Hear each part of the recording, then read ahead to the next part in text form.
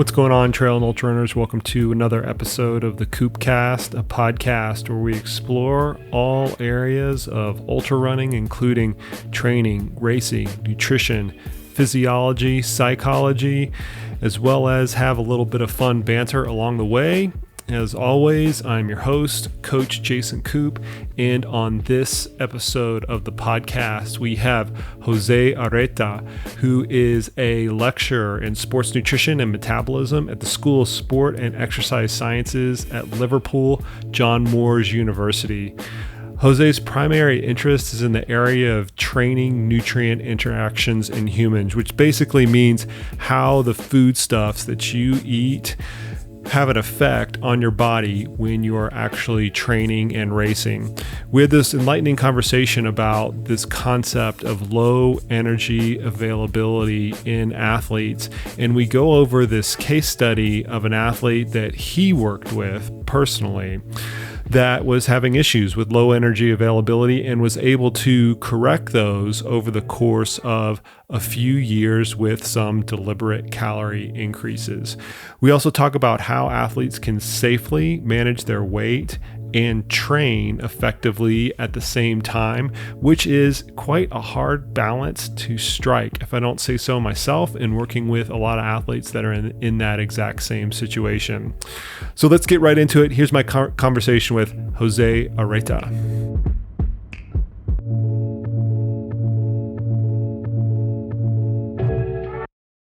What's the research field been like recently? Because I know that a lot of the universities come February or March, they completely shut down. They let all the students out. They kind of hodgepodged the remainder of their classes and graduation and things like that. But it seems like at least I get this. I'm kind of getting this sense just from keeping track of the research that's been coming out from February until now, the middle of June, that the backlog is starting to wind down. Like there was this backlog of research that, that was getting, going through the peer review process and going through the publishing process. And it just seems like now it's just starting to wind down, and everybody that wants to produce additional research is just kind of like, we can do like meta-analyses, or we can go reanalyze old data, but it just seems like we're starting to enter that phase because the opportunity to actually perform original research, because the subject availability is so helter-skelter, it's just hard to get a pool of people. So what's your sense on it? So the thing is that, I think the lag time is going to be a lot more than just a couple of months, because it's something that people don't really realize is that it really takes years from the moment you sort of start, collecting data to the moment you actually publish that data. The funny thing is that, you read a scientific article in it depends how much detail you read it in, but you can read it in, let's say, half an hour, and maybe it's research that took like years to get to print. So, the fact that we're going through this sort of research halt, at the moment, and it's been known since 3 months now or so.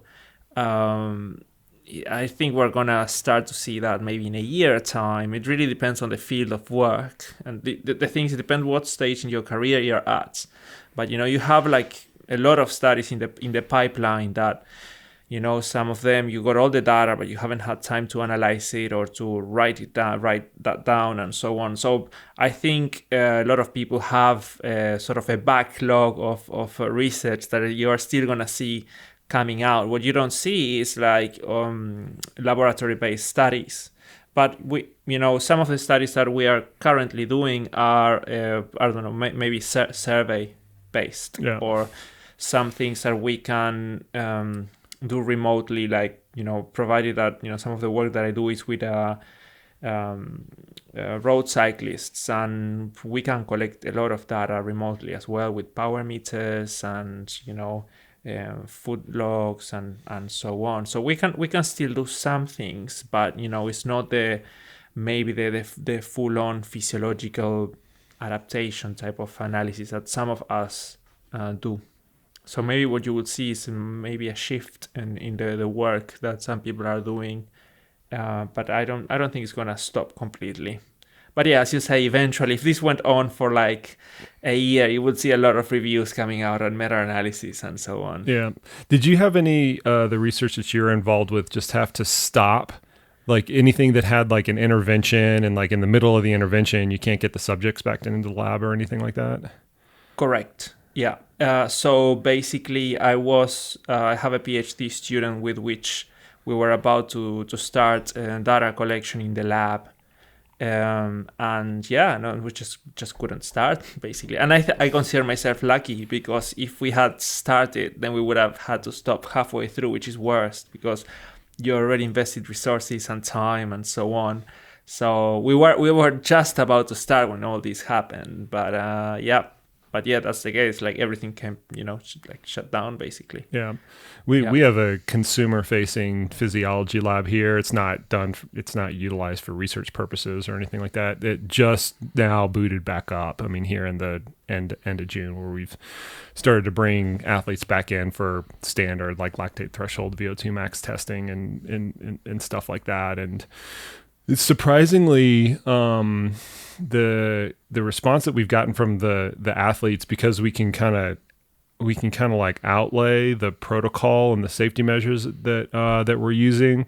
They haven't felt unsafe at all. I mean, they felt very safe, like coming in, getting we're collecting gases and pricking, taking blood pinpricks, and that's the extent of the. That's the extent of the surveys or the assays that we're doing. Yeah. Here, we still haven't defined yet when we are gonna go back to the lab, and we're still trying to define. When I say we, is like the country really, like the from top to bottom. There has to be a very clear outline of what we can and cannot do in the lab. In terms of like what the government and public health England says to us that we can or cannot do. I was present at an online meeting with members of the directed by the Physiological Society, which is an important society that sort of brings together physiologists from several countries around the world, and is UK based, and trying to say like, okay, what can we do and not do in the lab at the moment. And there was not really a clear outline, but it seems that the population that we work with, mainly that are like young, fit participants, the risks of them getting COVID or getting any negative consequences are extremely low. This seems to be something that affects mainly elderly, unfit, or like with some sort of like metabolic complications. So we hope, that at least that is going to give us some support to start to do research sometime soon. But we have to make sure that any sort of interventions that decrease any source of risk are put in place. Yeah. Strange times. Yes. Strange times. I hope your research can kind of get back on track, because I've always found it fascinating over the years. I mean, any research having to do with metabolism, and particularly substrate metabolism, which you're involved in a lot, it's one of those things that in the endurance space, and it's irrespective of whether we're talking about runners, cyclists, triathletes, or in the case of our audience here, ultra runners, it's always something that gets a keen interest. And I think that interest, and you've seen this over the course of your career professionally, it seems to get ratcheted up year after year after year, because of this like polarization almost of dietary strategies and dietary manipulations that we're starting to see amongst endurance athletes specifically. So I hope that we can continue to see contributions from the research side continue to trickle in over the course of the next 3 years.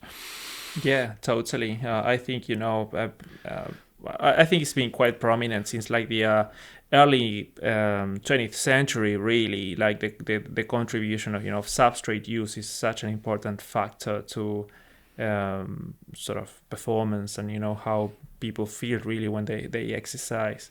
It was like as early as like 1920s. The research of August Krog that was already showing that the use of fat or carbohydrates really had a huge effect on how people were feeling when they were exercising, and the effect of like carbohydrates for how much more efficient muscle contraction was in terms of like the use of oxygen and how much energy you generate per liter of oxygen. And I think this 100 years later, people are becoming to realize how important that is more and more. When I say people, it's not the researchers, but it's more like general population. But as you say, there's huge polarization, and this whole idea of like low carb, high fat training, is picking up in terms of like interest by a lot of athletes, but there's still a lot of research to be done to show if there's actually enhances or impairs performance. Yeah, it takes a while. I think that's the take-home message with a lot of that research, is that you mentioned some of the stuff starts in the 20s, and it takes a while for it to actually take root into practice, because you can never take a singular study in and of itself and draw a whole lot of conclusions or actually like practical outcomes from it. And I think you realize that because you do a lot of work with athletes individually in a coaching capacity too, correct? Yes. So basically, what is the translation of what we do in the lab to what happens in the field is some of the things that I think we do quite well at Liverpool, John Moore's, and our the way that we work is basically from molecule to performance kind of thing. We basically try to nail the work that we do at a sort of physiological molecular level and see how that potentially translates into performance gains. But we are aware that what we have very well controlled in a laboratory setting is not exactly what's happening in a much more like wilder environment. When we go out on the field and try to see how we can improve the performance of an athlete, that is multifactorial, really, the performance outcome. Right.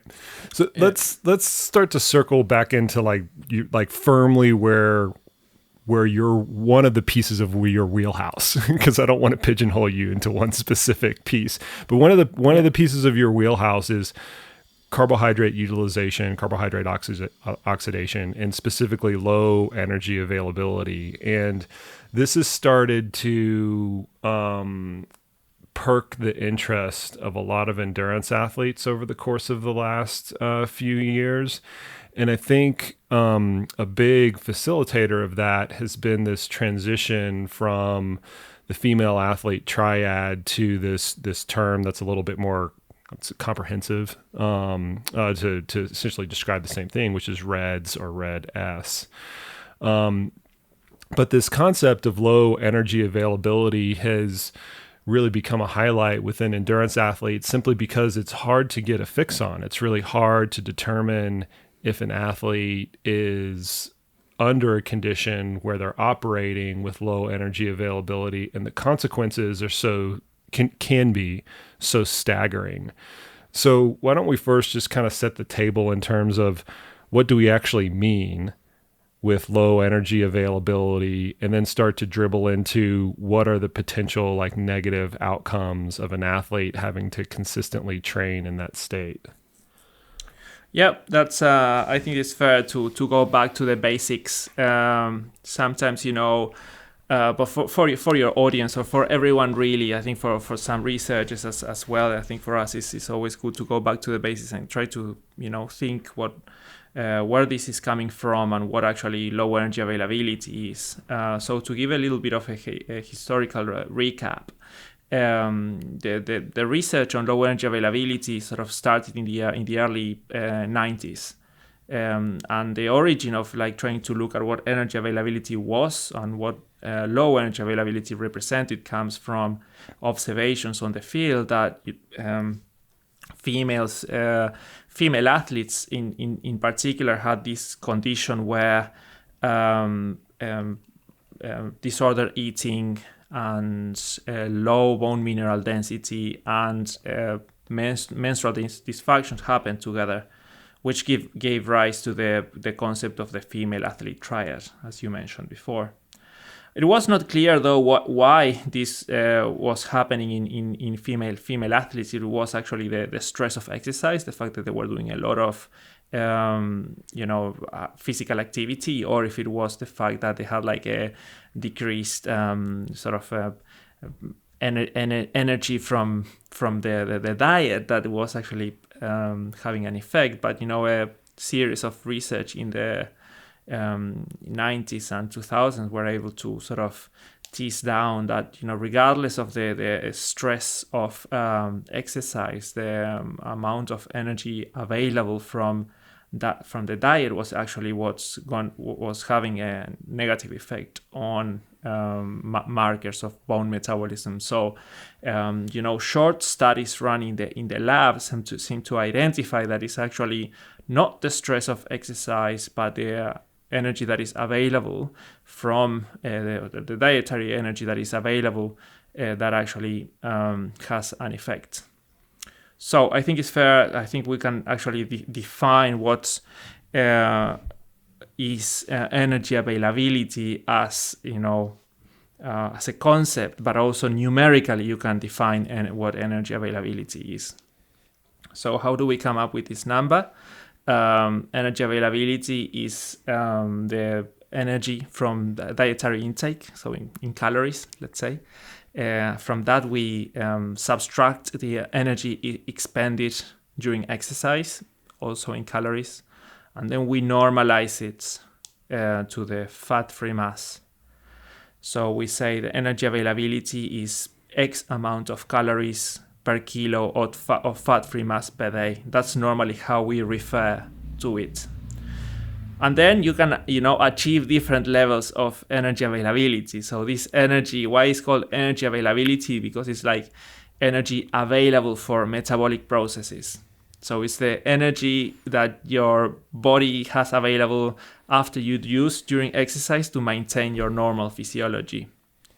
So a value of about 45 kilocalories per kilo of fat-free mass per day, approximately, is what's gonna sort of maintain your body weight through time in a normal state and maintain your normal physiological function. Yeah, so you would expect that someone that is in a sort of healthy state would see around 40 to 45 kilocalories per kilo of lean body mass per day. So if you drop under that, then is when you begin to see like the consequences of low energy availability. Yeah. Which initially, in a person that is in a normal state, which will drop weight, right? But that doesn't mean that if you are in low energy availability, you're always gonna drop weight. And this is an area that needs to see some distinctions in terms of maybe if you stay for a long period of time in low energy availability, it might be that you stop dropping weight because you undergo what is called like metabolic adaptation. Yeah, so there is a series of endocrine, sort of your hormones adapt to this new state or respond to this new state, and then this then prolonged over time. So these early endocrine or hormonal responses, then this will result in sort of physiological dysregulations. And I think yes. what a lot of athletes don't realize is the sheer amount of calories that represents. We threw out this number that I don't want to kind of gloss over, and we might have to get the calculators out to make these numbers real for a person listening. Yeah. That that in order to avoid low energy availability, you need about 45 kilocalories per kilogram of fat-free mass. And fat-free mass being different than total body mass. But if you just do the quick calculations on somebody who is 60 kilograms, and let's just say they have a body fat percentage of 20%. So that's going to give you, I'm doing the math right here, that's going to give you a fat-free mass of 48 kilograms. And you multiply that by 45 kcals per kilogram, that's automatically 2,100 calories right there. And that's a pretty small person. Yeah.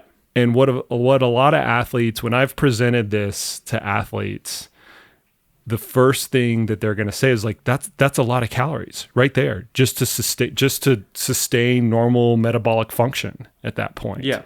And the sheer quantity of calories, I think, is one of the things that athletes look at. And when you translate that to their actual diet, what they actually need to eat day to day, that's when it becomes something from the athlete's point of view that becomes hard to like wrap their head around, that they actually need to eat that much. Yes. Yeah, no, I completely agree with you. I think this is something, well, first that we, luckily we don't have people going with a calculator next to what they eat, doing it all the time, because there's a degree of disordered eating or eating disorders that we don't want to inflict in people. So that's one thing. The other thing is that a lot of these values come from laboratory-based studies. Yeah, some of which, or the majority of which use liquid diet. So we have to be very, very careful in like how we extrapolate some of these values to like the real world. Yeah. Yep. So you might have heard, and probably a lot of people is aware of these thresholds that we have for energy availability. So some people say like, oh, if you're like, under 30 kilocalories per kilo of fat-free mass, then that's low energy availability. And yes, there is support in the literature saying that, okay, when you drop under this energy availability value, then you see markers of bone metabolism, for example, being affected. But these are studies that lasted for like 5 days in like people who were previously sedentary, and they are put to exercise, for 5 days every day at a continuous level of low energy availability. So yeah, I think fair enough. In that study, that value has this effect, but then we have to be a bit careful of what we extrapolate to what's happening in athletes on the field. So it might be that with a different diets in a specific circumstances, like you might not actually need 45 kilocalories per kilo of fat-free mass, and it also we have to see what other physical activity you are doing outside the formal exercise. So it's hard to come up with an exact number, as much as we want to make nutrition an exact science, and I do my best on the everyday work that I do to try to make it as precise as possible. We are aware also that life can be a lot more complicated than just a few numbers, because what we can quantify, it's quite small versus what we cannot really quantify. Yeah, and many times athletes can actually perform for periods of time, sometimes short periods of time, sometimes long periods of time, with this chronic low energy availability state going on. But what we found is that when we go through sometimes what are dramatic steps to restore that energy availability, and sometimes that takes many months and maybe even up to 18 months or maybe even 2 years, we can still see improvements in performance. And you just happened to author a really interesting case study that went out. And I believe this was one of the athletes that you're working with, correct? Yes, we've been working with these athletes for quite a few years now. So I'm gonna give you a bit of overview of the study, and then we can talk about also what things we expect to see when someone is under sort of low energy availability.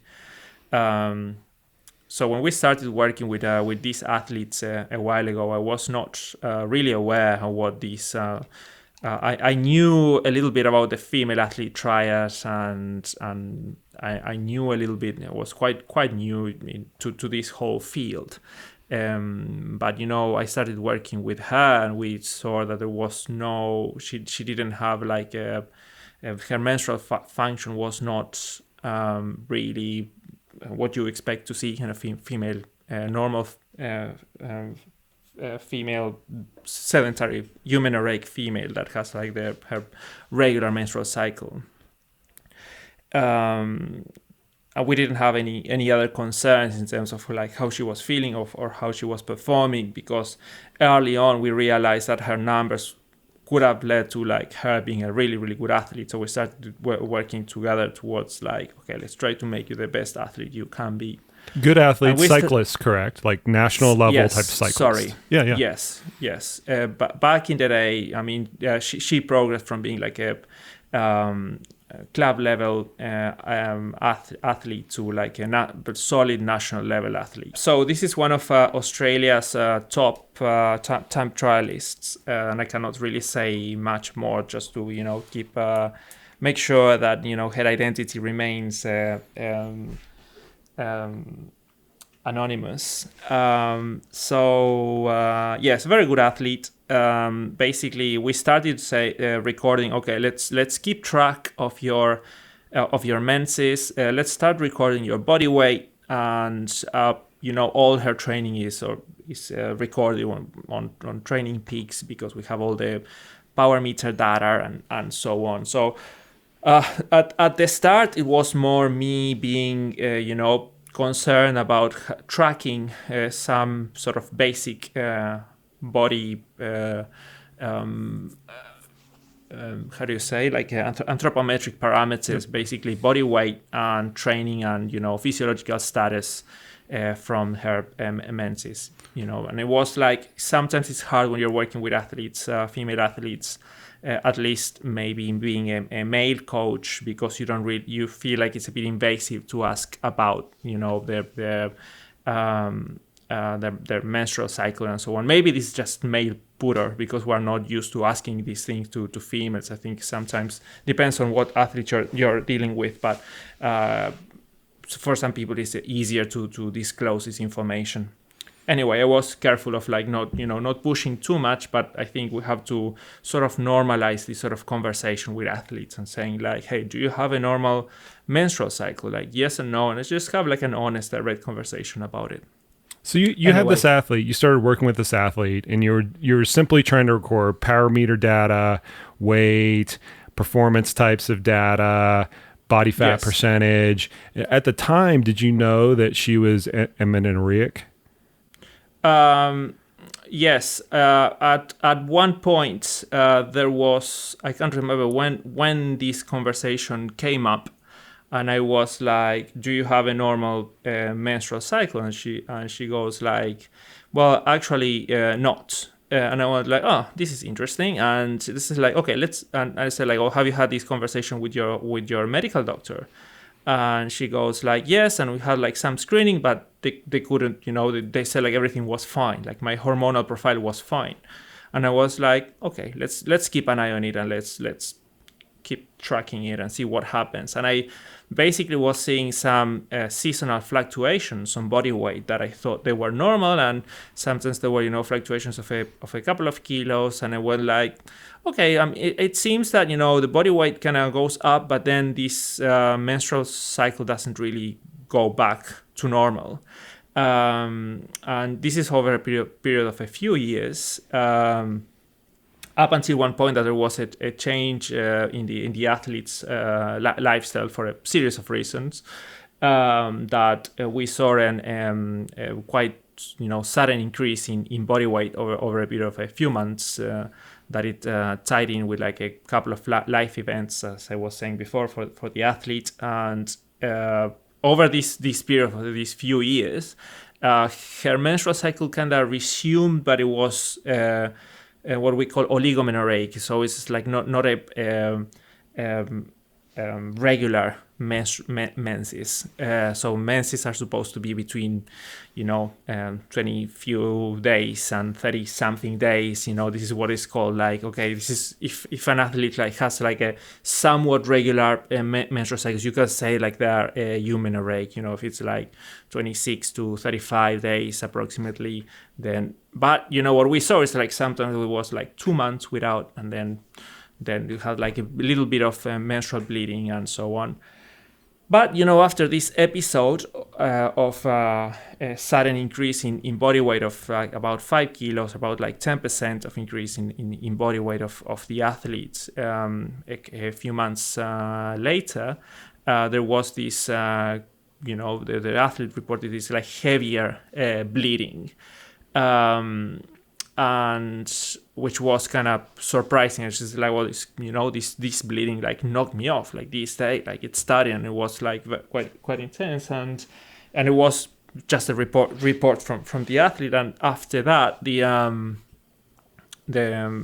period became regular, like very, very regular actually. And for me, that was what was really, really surprising. Was like, wow, this is like the fact that also there was such a delay between, right, the actual increase in body weight and the actual resumption of regular menses. For me, there was like, wow, like, has anyone like reported that before? And this athlete, I must say that throughout this period, she kept training really hard. Right. Yeah. So there was no withdrawal of like training. If anything, she had actually trained more. Yeah. And this is basically what we're seeing in the field. Is sort of supporting the idea that is what was being shown in these sort of shorter lab-based studies, that it's not really the stress of exercise or the energy drain from exercise, but the balance between the amount of energy intake and the energy expenditure, really. So here I must say that, yes, this study has methodological limitations, obviously, because, as I said before, when you're on the field, things are a lot harder to control. We are not running a study, right? It's like basically we're making observations. We're trying to systematically collect data and do observations based on that. There's no assessment of energy availability, so really we don't have an idea of what the actual energy availability was. But provided that there was an increase in body weight and we had an also assessment of body composition through DEXA, it's undeniable that it's been a period of like increased energy availability or surplus energy availability. Yeah. In that body weight increase, I don't want to gloss over that either. That's rather dramatic, especially for an athlete of that caliber to go through that much of a body weight gain, irrespective of the time frame. Yeah. I mean, it's not like just daily fluctuation of a pound or two. I mean, you're talking 10%. Yes. So for this particular athlete, it translated about like 5 kilos. Yeah. For an athlete this size, you can say, well, that's quite a lot. Yeah. The important thing here is that, I think we have to move the focus from body weight to performance when you're working with a performance athlete. I think a lot of people would feel, or most athletes would feel rather depressed if they were like focused on their body weight and so on increase, because they would equate that with probably like a lack being leading to a lesser perfect status. There's this idea of like less body weight equates perfection, and I think that's why a lot of people are like chasing like lower body weight. I think the focus has to be moved away from that towards actually the actual performance of the athlete. And after I think I just want to break in really quick because I want to make this point clear. Even after the body weight gain and regaining her regular menses, she still could perform based on all the performance and testing and power meter data that you had at the same level. Yes. So, certainly not worse. Yes. So here we have to make, I don't want to advocate for low body weight by any means. The thing is that we need proper data to be able to support this. I think like low body weight, very low body weight, it's not really sustainable through prolonged period of time. So for this, what we do with these athletes, we look at their what's called like mean maximal power. So how much power they can generate.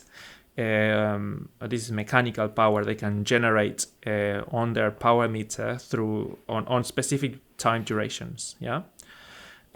We can report this on absolute values or relative to their body weight. So these two values are important for cycling performance. So the relative power output is very important for going up a mountain quick. And the absolute power is going to propel you on the flat surfaces quicker. So what we see is that when she was the lightest, her 5-minute mean maximal power, which is sort of, you can relate that to VO2 max, really, right, to the VO2 max value, was the highest. So you would expect that, if it was to climb a mountain, maybe she could have climbed it like the quickest for that period of time. By no means I'm advocating that someone has to be in low body weight for a long period of time. What we saw though that is that when she put on body weight, like the majority of the parameters relative to the body weight remained about the same, and the absolute power outputs seem to consistently keep going up throughout this period. So what I think is most important for me is that, and I mean, we cannot say there's causation here. We cannot say that because she put on body weight, then she can perform better. What I think is important is that at least from working as a coach, for an athlete, you can say like, oh, this athlete is feeling a lot better. Is training a lot, is feeling good. And then we can begin to think about, what are all the physiological parameters that are related to, having lower or higher energy availability. So from things that we know are maybe less scientific, if you want to call them something, in relation to observations that I had as a coach, was that, the athlete was feeling a lot better. Whether that is because there have been changes in this athlete's life, and they could feel better for their training, or it's because of the energy availability itself. I really don't know. And her performance on cycling can be a bit of a funny animal in terms of performance, because it's not a lot of the things depend on dynamics of races, on how you place yourself in the peloton. It's not let's call as pure, if you want to call it something, as it's like a 10K a running race or something like that. Yes, exactly. Maybe the only thing that you can equate the sort of 10K running race is to like a time trial on cycling. This is like a bit more objective, but cycling is very, very stochastic, and a lot of things come down to positioning in the peloton and so on. But road cycling wise, her performance was the best during this period. Like her performances had been like very, very solid. So I think again, having like a holistic approach, let's say, to her training, I think it's important to keep in mind that sort of keeping a healthy balance in terms of how you relate to food, and how you deal with your body weight and with your training. I think what is important is not to focus on body weight solely, and I think that's an error that a lot of athletes fall into when they go like, oh yeah, this parameter is important for performance, and we know it's important for performance. But I think it's easy for it to take over in a coach and athlete's psyche, as is the sort of area of focus for performance. Well, I can tell you over the last 2 decades, having worked with high level endurance athletes of all different sports, that mindset of being overly focused on body weight is starting to change. It is starting to become more of a multifactorial or holistic mindset around performance, because we know performance is, it's always a multifactorial thing. You can never pin it down to VO2 max or 5-minute, maximal steady state power or body weight or any one metric. There's always, 20 or 30 or 40 different metrics that are going into ultimately what determines performance. One of the things I want to kind of encapsulate this whole experience really, really quickly here, because I think it's a fascinating one. But one of the things that struck me the most with this case study was the time frame, because it's a long period of time that you're studying just one athlete that you have good data on the entire time. And just to paint the picture for the listeners out there, this athlete that you're working with for several years, for 3 years, she had no menstrual cycle at all that you were working with her. She gained the weight. She gained 10% of her body mass, which is, once again, that's not trivial. That's significant. But then for a period of time, and this is what I'm a little bit unclear on right now, for a period of time, she had irregular menses. And then... ever since then, since she resumed her normal menstrual cycle, for the period reported on the actual paper, and then she maintained a regular menstrual cycle. What was the period of irregularity, though? The irregular menses? Like, how long was that? The period of irregular menses was about 3 years, up until it resumed being regular in this, what I call it came up as sort of a heavier bleeding. That was based on the report of the athlete. Couple of months after this weight gain, what I call a weight gain episode. So the picture that I'm trying to paint is 3 years of no menses, weight gain, which we could correlate with an increase in calorie intake relative to calorie output. Irregular menses for another 3 years. No. Oh, okay. So set the time frame for me again, because I'm a little confused on it. I think if I open up, because I don't remember all these numbers on top of my head. Yeah, I'm testing your memory too. My memory gets tested a lot, so I don't feel too bad for you. So basically, when I started working with the athlete, this athlete already had what was amenorrheic. Right. Yeah, the body weight was low. Then, for a period of about 3 years, there was the sort of the menstrual cycle resumed, but was irregular. It went from amenorrheic to oligomenorrheic. So for 3 years, yes. It was irregular. That's what I wanted to get across. Yes. And then after this sort of weight gain episode, this is when regularity resumed after a period of a few months. Yeah. Got it. It's not normally what you would see. It's not like a light switch that goes on and off. So for me, that was what it was impressive from working with her. I was like, wow, this is the fact that it came back so strong and so regular. For me, that was quite impressive. Yeah. But yeah, I think also seeing small fluctuations in body weight, and then not seeing a difference in resumption of menses is important. And also the other thing that we don't know whether you need to put on back so many calories before you see a resumption of normal menses. I know there's ongoing research at the moment where they're trying to see if a different type of intervention of increasing carbohydrate availability and so on in a more sort of nuanced way can actually produce a resumption of menses in female athletes.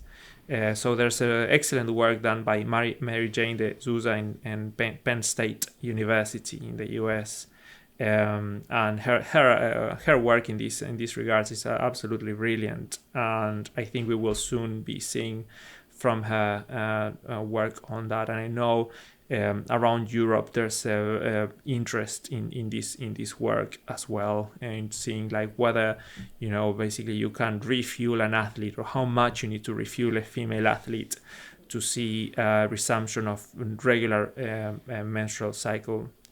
The thing is that, between having no menstrual cycle and having a fully functional reproductive system, there's a lot of things in between as well.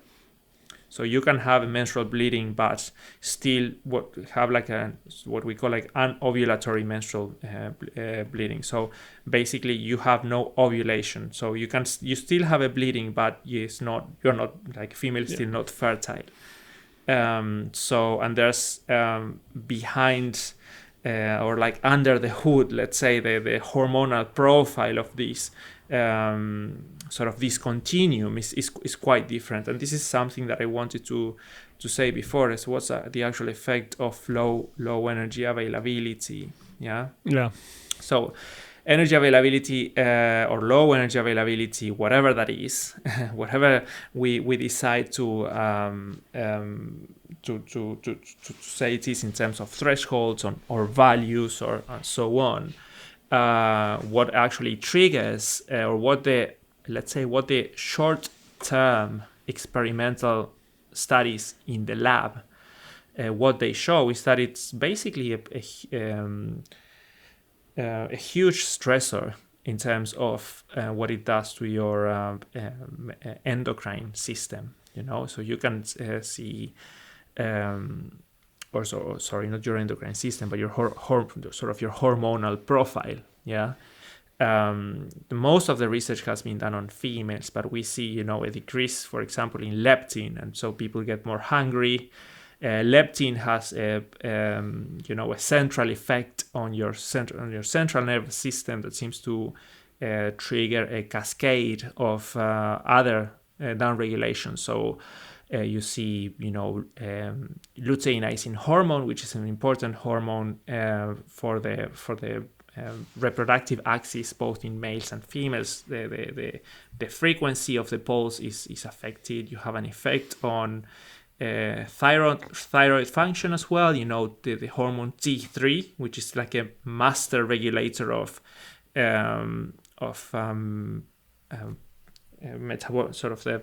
the rate of metabolic or the energy expenditure. Like this is a very important hormone, like gets down-regulated, it's like consistently in the studies in low energy availability. There's a decrease in insulin, bone metabolism gets affected, and that's why people tend to get like weaker bones that are in chronic low energy availability. We've also shown that skeletal muscle protein synthesis is reduced. And there's probably a lot of other effects that we don't really know, but the effects are quite wide. Well, it's wide is the best way to put it, right? I mean, you just went through this whole thing, all these hormones, your bones, things like that. Menstrual cycle gets, becomes irregular or non-existent, and I think the summary of it is everything is foobarred, to put it colloquially.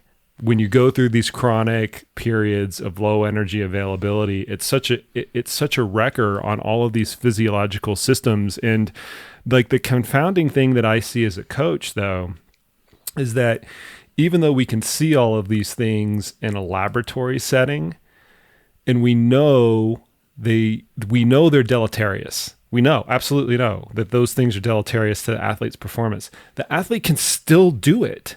Like there are some athletes out there that can still perform at Olympic level caliber while operating underneath this state. And I think that that's from an elite athlete perspective. And there are very few people that are listening to this that are the most elite of the elite. Most of the normal blokes, with all due respect, that are listening to this podcast are in a little bit of a different situation. But I think this like conundrum of seeing the most elite of the elite win medals and win races and things like that, and having the practitioners that are working with them, the coaches and the nutritionists and things like that, know that they're in this chronic state of low energy availability just presents this weird conundrum to present to a normal person.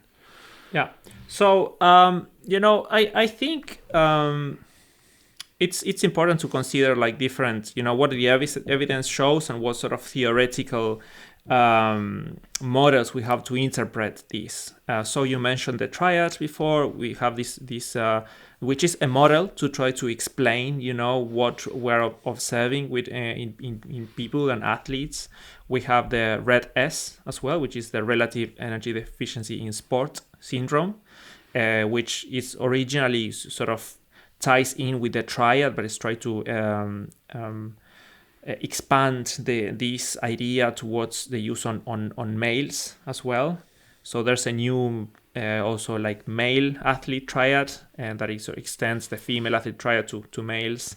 So these are like models to explain what might potentially happen as a combination of observations on the field to athletes that we think they might have been exposed to chronic low energy availability. Yeah. And as you say, like, well, there are some people that are performing at their highest level, even they are, they've been at in low energy availability. Yeah. Or it seems, because first we have to acknowledge that we don't know. We assume, because a lot of these things are, a lot of we have like indirect markers of, well, that's actually is the case. That's important to note. Yeah. First, again, I don't advocate for prolonged periods of low energy availability, but we don't really know exactly what the performance effects per se of low energy availability are. Yeah.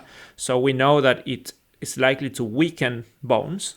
Yeah. For example, in a long term, or affects like reproductive function and so on. But the effect on skeletal muscle, besides like decreasing myofibrillar protein synthesis, we don't really know what it is. Yeah. And in some aspects, it might have a positive effect. And by no means I'm saying that, well, we have to, low energy availability is a good thing or anything like that. Yeah. But, we have to be a bit nuanced also, because we have to acknowledge that weight management is part of the sport. Yeah. So if I think it shouldn't be focused, but it shouldn't be ignored. Yeah. Let's try to drill into that a little bit deeper, because a lot of the day-to-day normal ultra runner athletes is always an oxymoronic statement, but the average ultra running athlete out there they are going to try to strike a balance between losing a little bit of weight to optimize their performance and still day-to-day make sure that they're covering all of their training bases. And I want to explore this in two different areas. The first one is the weight loss side of things, and try to come up with like a practical framework that athletes can use. And the second one is this kind of some of these more advanced interventions that athletes are starting to use to upregulate fat oxidation. So training with low carbohydrate availability, whether it's a back-to-back day or an overnight fast, or even during the training session, hitting a critically low point with their carbohydrate availability, which could seem in opposition to all this dialogue that we just had, that is low energy availability is deleterious, because anytime you're training with low carbohydrate availability, you could be in this area of low energy availability as well. So I want to explore both of those in more of a really practical, from more of a practical perspective, because sure. it is a balancing act, right? We do have to manage weight and performance and training kind of all at the same time, and they all can have different substrate goals, for lack of a better word, depending upon what the goal of the session or what the goal of the athlete is. So for the athletes that are out there, are normal ultra runners that are trying to finish their first 100 miler, or they're trying to finish, 100 miler within 24 hours or something like that, and they know they want to reduce their body weight, not by a dramatic amount, but by a moderate amount. Let's say like 5 pounds, 5% or something like that, like something that's not 40 pounds. Yeah. What are the practical things that they can go through to achieve a body weight loss that's in that range, that at the same time will strike the balance to where they can keep their day-to-day running up, and they're not running into any of these deleterious effects with bone mineral density or anything else that we've mentioned? Yeah. Cool. So I think we can agree in sort of some practical advice. Whether some of these practical advice is gonna what degree of, let's say, hormonal or bone marker dysregulation is gonna have. I don't have an answer for that. We can have some approaches with which you can potentially try to manage weight a bit better, but to what degree you are gonna see a negative effect or not, I don't really have the support or the evidence. It's hard. It's hard to generalize it. Yeah, one thing that I think is important, or two things that I think is very important to start with, is like having this idea of like a perpetual low body weight, and striving for perpetual low body weight is not a good idea. Right. So that's what I would start with. That's the one thing. Perpetual being like months, like you're always at your race, quote unquote, race weight for 3, 4, 5, 6 months. Yeah, maybe sort of short periods of time, and I think there's going to be huge variation between athletes. I think we have to be aware, that it seems that females are more likely to experience stress fractures than males are. So they might be, and some of the evidence supports the idea that males are more resilient to this like low energy availability or energy deficit than females are. So with females, you have this red flag, which is the lack of or loss of a menstrual cycle that you don't have with men. It doesn't happen always, and it doesn't happen at. It's not that you will have to see a loss of a menstrual cycle, but this is important to keep in mind. So you basically gotta keep your eyes open for red flags, and that is a big red flag if someone doesn't have a menstrual cycle. So that is to start thinking of what is a good idea to do and what is not a good idea. So chronic low body weight is not a good idea. You're ruling that out. Chronic low body weight, that's the thing to avoid. We can start there. Yes. I think that's the first thing. The second thing is really try to consider where in your performance objectives, if that's gonna give you the edge that you actually need in terms of how you balance that out between how hard you can train and the performance benefit that you're gonna get. And I'm so glad that you mentioned that, because a lot of times when athletes are looking at weight loss, they're looking at it as independent of the actual performance. And if you have and as coaches, we can go through these mathematical calculations in a fairly rudimentary and simplistic fashion and say, okay, if we have an athlete that if they want to lose X% of their body weight, that's going to be worth 2, 3, 4% of their performance. If they can still physiologically gain aspects of their performance that supersede that weight loss, I don't even look at it, to be honest with you. I'm like, listen, let's just train. Let's just train, maintain, because you've got more to gain just from the training than you do the weight loss. And if you end up losing a little bit of weight just because of the training, because the training is so hard, sometimes that's hard to keep up with in and of itself, then that I would always rather take the physiological improvement or the physiological based performance improvements over the weight loss based performance improvements, because the weight loss based performance improvements have such a trickier balance because of the negative aspects. And I think it's a stressor on its own. 100%. Try to inflict this energy deficit. So I think you can consider it a stressor overlaid on to the stress of the actual training. Yep. Yeah. So if you think it that way, then you begin to be a bit more careful about where you put it in terms of even though, as we were saying before, energy availability has an independent effect, or which has been shown to be independent of the actual effect of training. The fact that you have to inflict some degree of energy deficit on someone can be a stressor on its own. I think, having said these two things as first steps on trying to think about, whether weight management is an idea or not. As a third point, maybe you can say, okay, let's see whether if it's something that would work, if it is realistic for your body weight or body composition. One of the things, cyclists have this thing, is just like, how many bicycles is the amount of bicycles that you should have. They have a cyclist lab having cycling, and it's like N+1, whatever amount of bikes you have, that's shoes. How many bicycles. Shoes for trail runners, for sure. Okay. And if you ask them, what's your ideal body weight, it's like, probably a couple of kilos less than what it is now, 100%. No matter what your body weight is. So people get so fixated on what their body weight.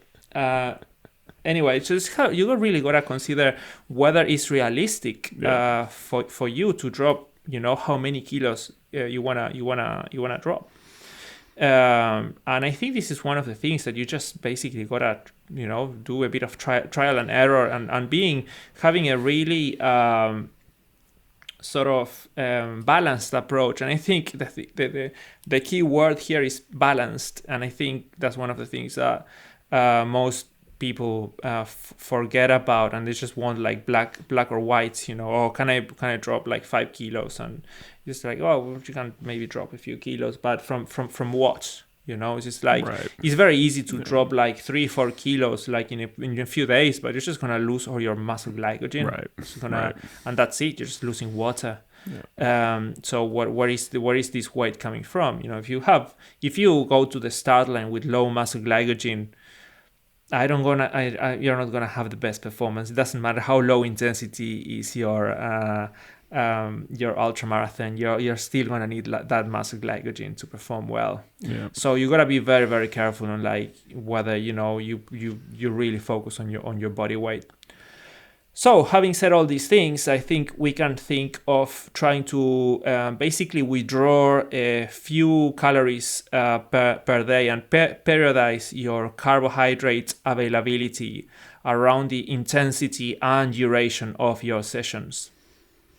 I think the low intensity, long sessions, you're probably going to be fine with completing them with, little to no carbohydrates, because it's easy to fuel them with whatever fat you have, capacity of burning fat you have.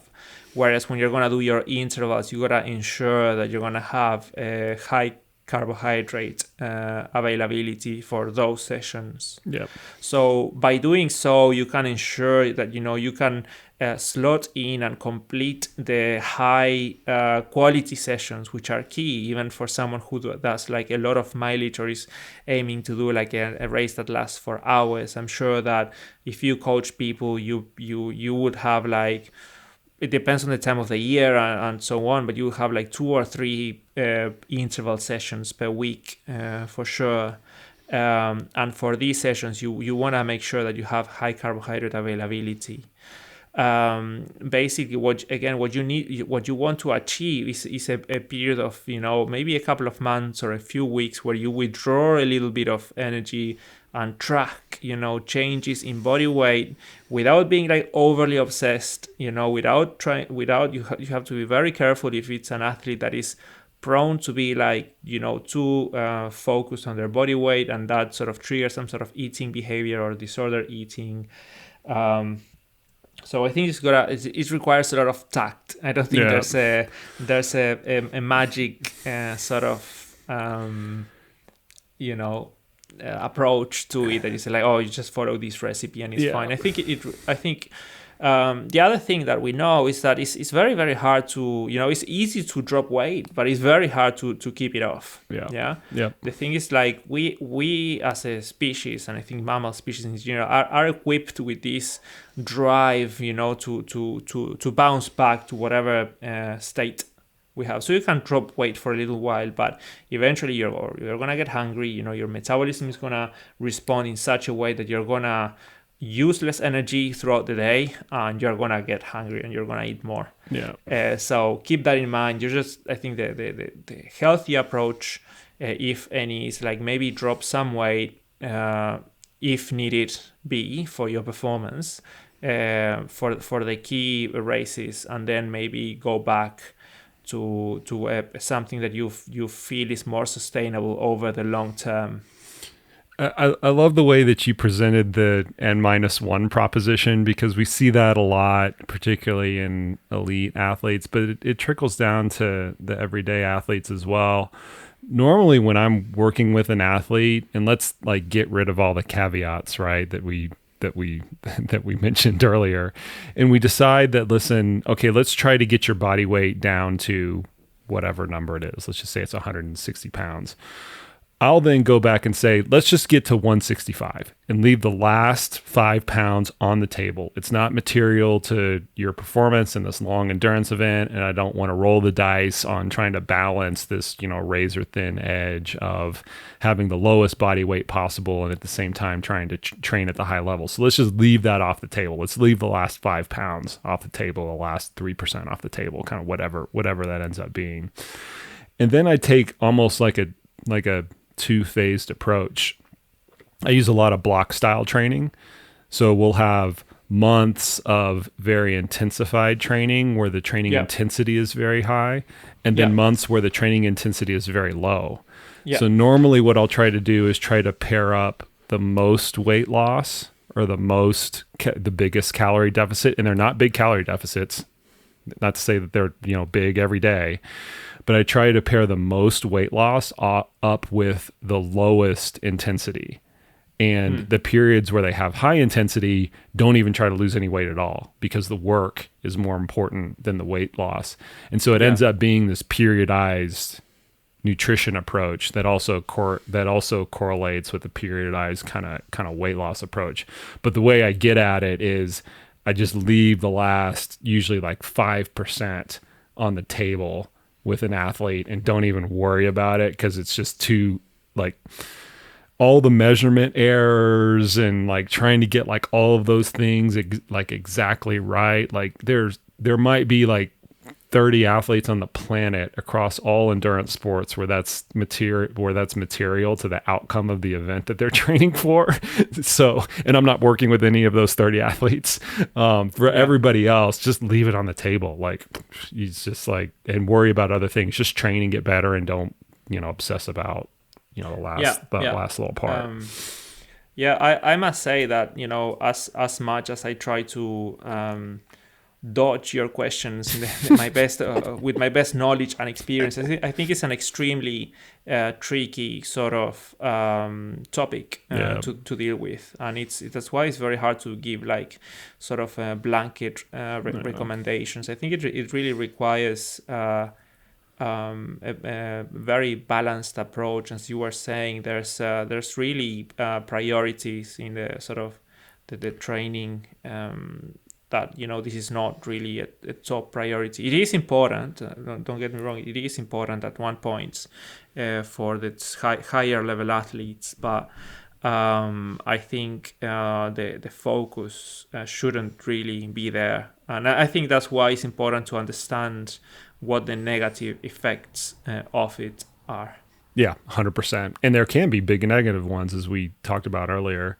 Let's pivot a little bit to these some of these low carbohydrate availability strategies, which I've always viewed as is kind of like oxymoronic, that we actually try to chase these down, because we spend so much time making sure that we have adequate fuel resources for the work required. We want to make sure that the work is maximized, the workload is maximized, the power output is maximized, the pace is maximized, and things like that, especially for the high intensity sessions. Yet we've got this kind of divergent approach where we can say, well, listen, if we're compromising our fuel availability in certain areas, we can amplify the training response that is a result of the training session itself. And I've talked about this on a few previous podcasts, and what I would do, rather than kind of like rehash all of those here, direct the listeners back to those previous podcasts where we talked about some of the low carbohydrate availability strategies that endurance athletes can use. But since I've got you on the horn with us today, Jose, what I want to talk more about is just the kind of the metabolic reality of trying to undertake any of those, and how low is too low, and trying, since you also split the field as a practitioner that actually works with athletes, how can they try to find that balance of utilizing some of these low fuel availability sessions to upregulate their fat metabolism, and at the same time not run afoul of compromising the training, either the training intensity that they can achieve or running into like an injury situation because of chronic low availability or overstress. Yeah. So I think it's important to differentiate on nutrition for performance from nutrition for adaptation. So I think the aim of training is to generate a level of stress that eventually is gonna make you better for when you really have to perform. And I think, with that in mind, then you decide when to put the fuel that you need for whatever aim you have. So for racing, you want to make sure that you have the highest amount of carbohydrate available as you can, because we know that performance-wise, this is what is going to lead to better performance, even for an ultra endurance runner. In general, there's a clear relationship between the carbohydrate intake and the capacity to perform over long distances. That's one thing. And the other thing, in terms of how can you actually sort of withdraw the use of carbohydrates in your training, there's a whole lot of different strategies in which you can do this. It can range from training fasted in the morning, for example, where you can do like a low intensity session for like as many hours as you can maintain. Basically, it's gonna require some training for you to be able to maintain your intensity of training fasted, but eventually your body is gonna adapt to train fasted. You can also train, for example, twice a day. So you do one hard session first in the morning, and then you withdraw, the ingestion of carbohydrates, and you have another session in the afternoon of lower intensity. The other option is what we call like sleeping low. So basically, you have a hard session in the evening, and then you have little carbohydrates, which doesn't mean you have none, but you can have some. When I say none or some, it's like 1 gram per kilo of body weight after. So you still have some, but importantly, you put in some protein because it's gonna aid sort of the recovery process. And then you train again in the morning, a low intensity session, or would you throw some higher intensity sort of accelerations or like little intervals or so on.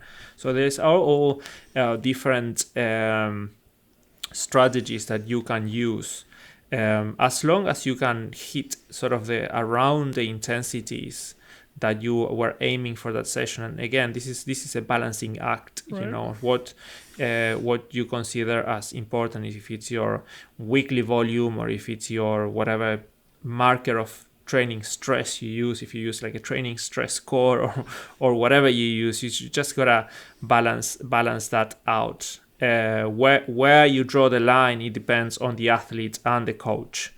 What it seems, though, is that for when you train with low carbohydrate availability, you get the same or higher adaptation with less training.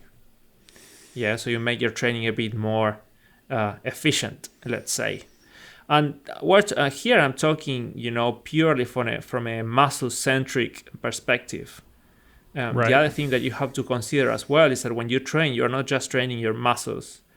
And I think we have to bring the brain into the picture as well. I think, physiology is, or the physiology that we do, because we focus on tissues and so on, we have a very sort of brainless model of training. And I think, if you can bring in mind that the fact that you're training with low carbohydrate availability, and that's going to make the training harder.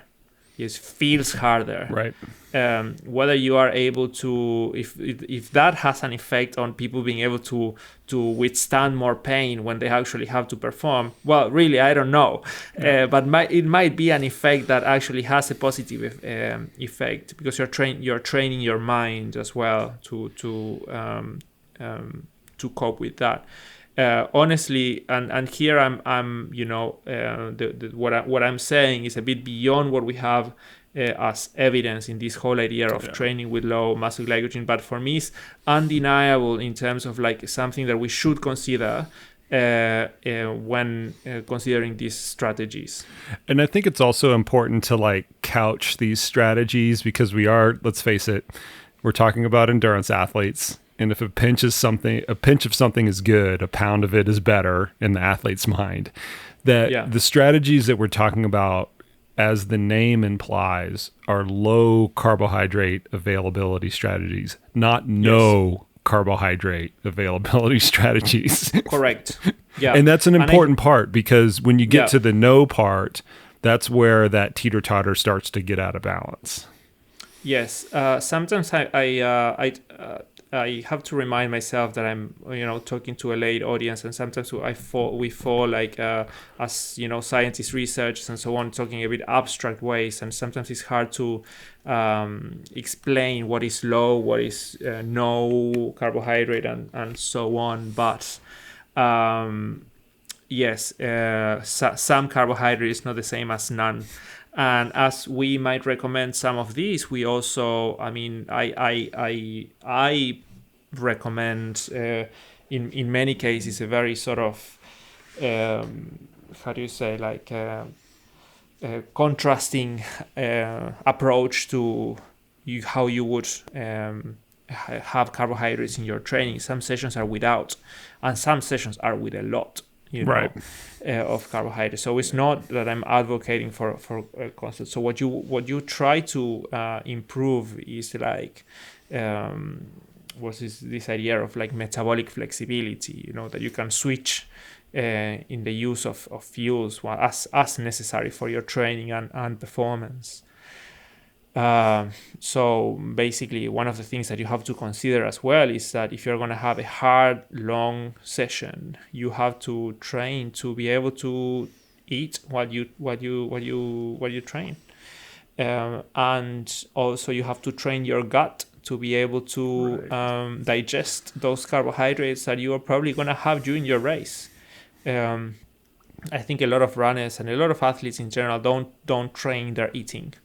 Some of the work that I've done with some athletes is try to train them to be able to eat more, not less. Yep. Because if you're going to have someone on a sort of an event which performance lasts for like 8 hours, 9 hours, or whatever, then you want to make sure that they are able to have the carbohydrates they need for their performance for as many hours as they're going to compete. And if the gut is the rate limiting step, no matter how good those 90 grams per hour would have been, that they are not going to able to have that. So you have to train for that as well.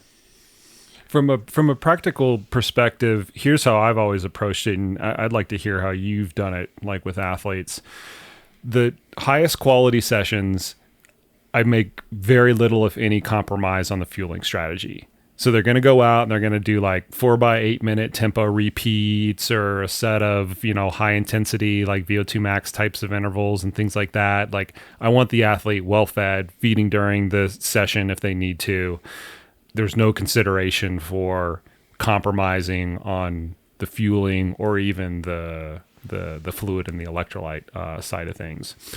For the longer runs, and this is really important in an ultra marathon setting, the longer runs, the 4, 5, 6, 7, 8 hour runs and things like that are kind of like the bread and butter of an ultra runner's schedule, because not only does that prepare them cardiovascularly, but also from a musculoskeletal standpoint that prepares the athlete. And then also, as you mentioned, from a gut training standpoint, that's where you get all of the proof is in the pudding strategies on your nutritional plan to see if they are actually going to work during race day, because the stress of the run is so high.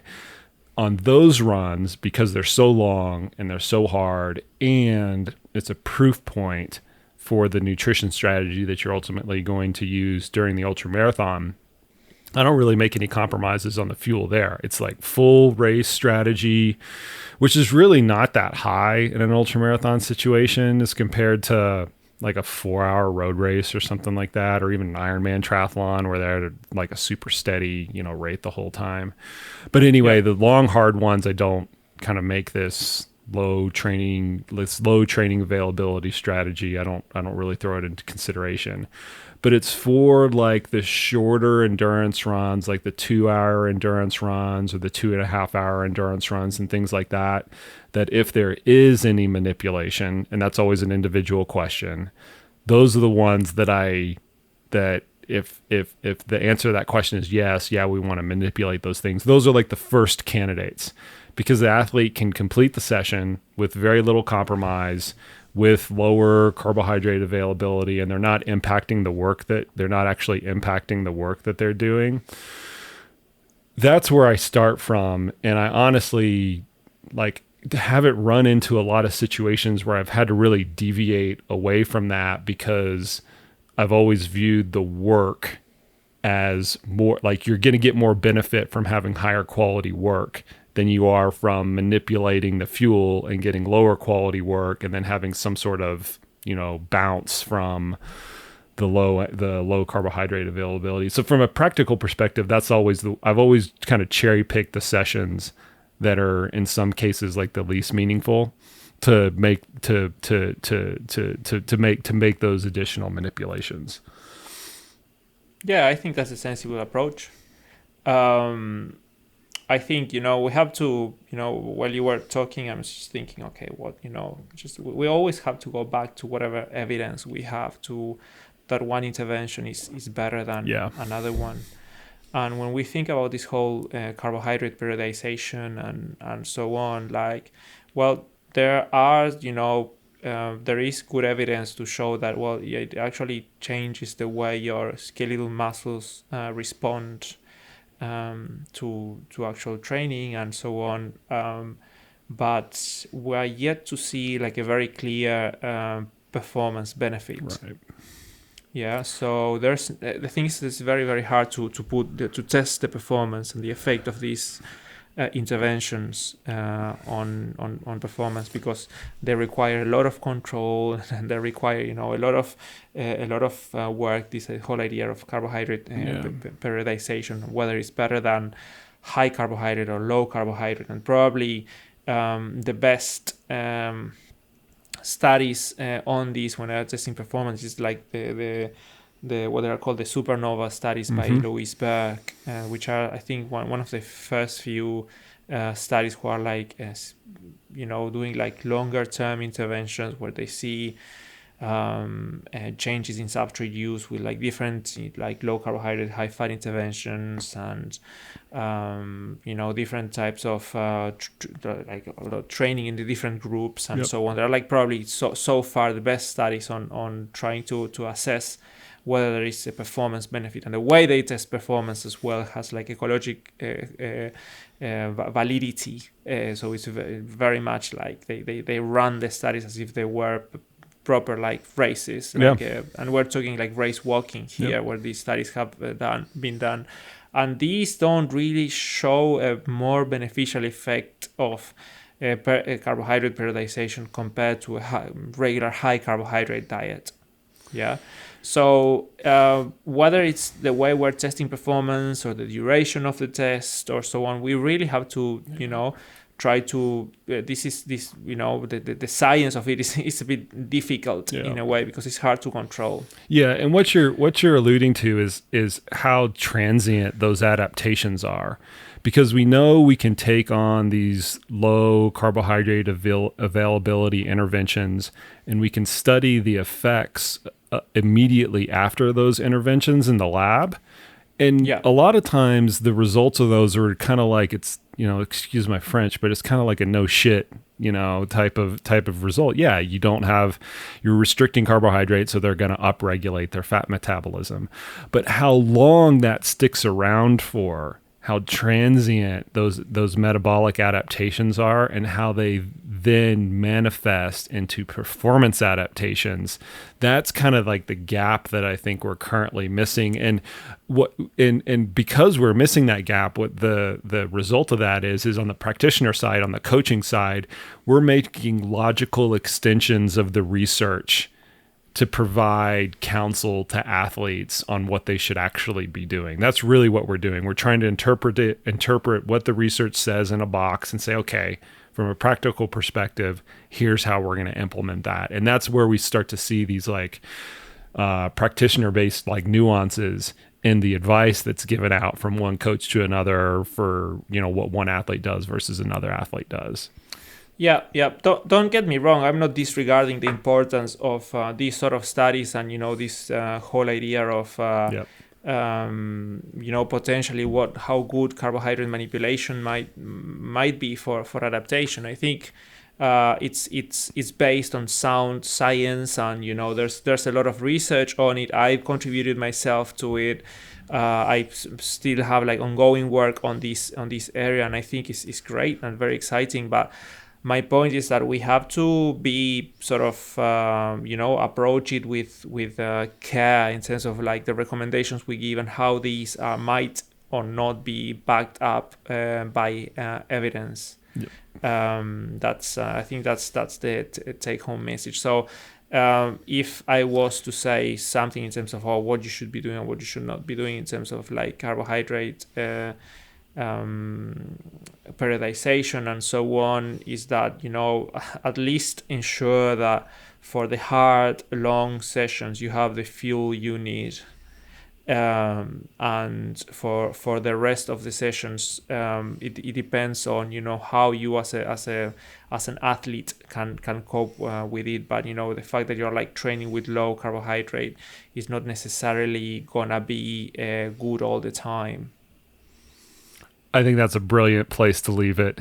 Pick your big battles, make sure that you're fueled for those, and then if there's an advanced intervention, consider trickling it in a little bit of a lower stakes situation. Yeah. Jose, before we break, first off, I really appreciate your time. Thanks for joining us all the way from the UK. Pleasure. Where can people learn a little bit more about you and some of the research that you do once you get back to doing more research, I guess? Yeah, no, we have a few things in the pipeline, and I try to share all the relevant information that I found about, energy availability and energy balance and my main topics of research through Twitter. So I think that's probably the best way that I try to sort of share whatever expertise I have on whatever topics I work in. So my Twitter handle is at JL Areta. So I'm going to spell that: J for Jose, L for it's Lisandro is my second name, is L for Luis, and then Areta, Areta. So at JL Areta. That's my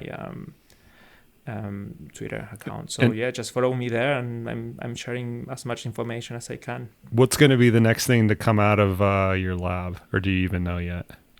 Well, what's going to come next? That's always up to the editors and reviewers. That is a battle that we constantly have as researchers. It's just like Sometimes you think you're going at full speed until you get to the traffic lights, and sometimes that's well, I have like a few studies from my postdoc that I hope they're gonna be coming out soon. One of the ones that I did before being here in Liverpool, John Moores, I was in the Norwegian School of Sports Sciences in Oslo, and doing a postdoctoral research. And one of the last studies that I did there was on, whether manipulating energy availability acutely via means of changing the amount of fat you have in your recovery meals, if that has an effect on the early adaptation. So that we hope that's going to be published sometime soon. It's been a long, windy road for that research, but we hope it's going to come out soon at one point. I think it's a really nice study, and we have ongoing work with professional cyclists that we hope we can publish sometime soon. We have a few things in the pipeline. Yeah. Awesome. Well, I can't wait for it to come out. Thanks again for your time. And thank you for the invitation. It was great to chat. Absolutely. This was brilliant.